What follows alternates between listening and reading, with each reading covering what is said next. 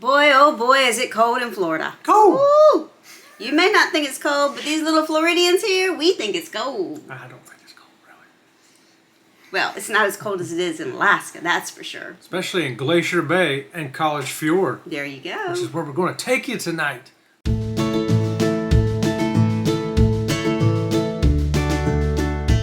So we went to Alaska on...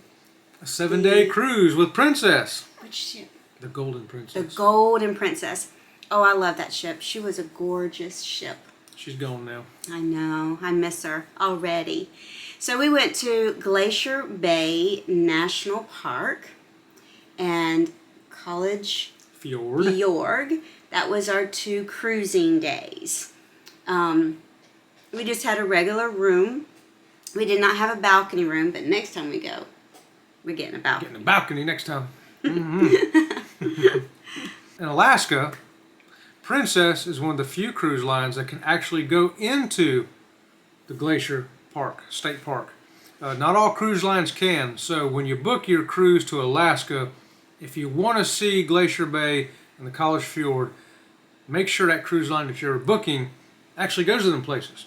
Yes, because Glacier Bay is just west of Juneau, and it is a gorgeous national park and preserve. And it has some of the most spectacular tidewater glaciers you will ever see. Once we get there, the great thing Princess has going also is they bring the park rangers on. So you're getting a great narration from the state parks who work there. And they can tell you all about what's going on with these glaciers. Mm-hmm. And they even have the junior rangers come on board for the kids club. So they get their own little version of it, which is great. And the rangers, they point out the wildlife that's in the water and on the shoreline. And he actually pointed out several sea otters that were on these icebergs, I guess, floating in the water, or chunks of ice or whatever they were floating in the water. And there was a bear on the shoreline. And he was tossing over rocks. I don't know what he was looking for. What was he looking for? I don't know what he was doing, but there was some seals up there also lingering around. Yeah, and it's actually really a gorgeous, gorgeous view. And then the next part of the scenic cruise, which was on a different day, was College Fjord. College Fjord. Don't worry, you don't have to actually go to college to go see the fjord. I'm only a high school graduate, and I went. It was okay. Well, it was discovered in the northwest corner of Prince William Sound in 1899 by a research expedition team, and it was named after the college professors that were part of that team. It had been cool if there had been some mechanics part of that team. We're going to call this the Mechanic Fjord. I'm sure there were mechanics on the expedition for the boat. But they were busy fixing stuff. What's awesome there, too, is you hear this cracking start. Oh, it's crazy. So when you get up in the fjord, you see all these, on the way in there, you see all these gorgeous waterfalls. Large waterfalls, small waterfalls, just hundreds of waterfalls along the coast when you get in there. And then when you get up there, if you take a glass of ice and you pour Coke in it and you hear that ice crack, it's like that, but 100 times louder. And then after the crack comes the good old boom. It sounded like a cannon going off. It was boom. And then you saw this huge chunk of ice fall off and splash into the water. And the park ranger called that calving. Yes. Calving. Like a cow having a calf. Except it's a glacier having a piece of ice. And it's so serene there and so naturally quiet that everybody's quiet on the ship. Yeah. Like I said, we didn't have a balcony, so we went out and stood on the outer decks where other people were standing at. And at first when you get out there, it's like everybody's standing against the railing and you're like, I don't have a place to see. And then we realized it didn't matter where you were on the ship, you were going to get a great view because of what they the ship pivots 360 degrees around. So if you're stationary on one spot looking this way, that ship is just going to keep on turning, and you just get a change of scenery steadily, very slowly around. It's so slow that at first we didn't notice it. Moving. And so we're like, let's go see what's on the other side of the ship.